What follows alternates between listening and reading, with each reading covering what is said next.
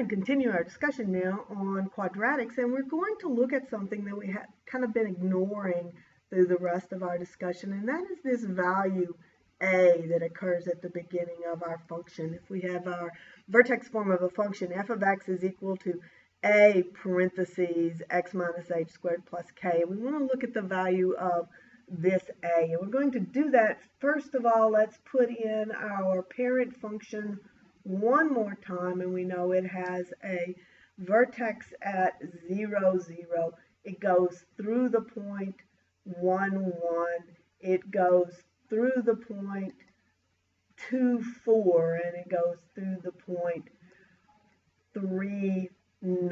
And so if we reflect it across the axis of symmetry, we're at negative 1, 1, negative 2, 4, and negative 3, 9. So if we draw in our function here, we get a graph that looks like this as it goes through each of those points. But what happens when we add this 2 to our function? So let's make a very simple t-chart here for a second and see what that 2 does to our function. We'll put in 0, 1, and 2.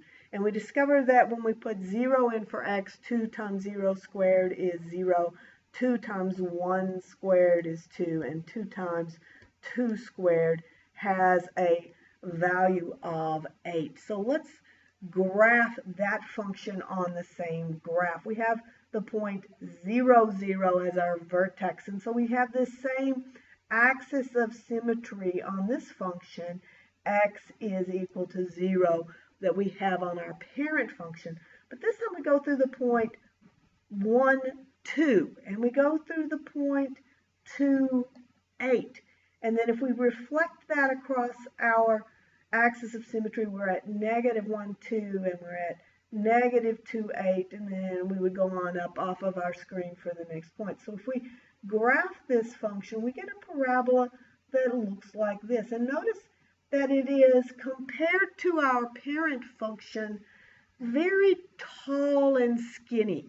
These numbers out here in front, we refer to as vertical stretches. And these vertical stretches cause us to have a graph that is taller and skinnier than our original parent function. This happens when we have the absolute value of a is greater than 1, and we'll talk about that absolute value in the next video.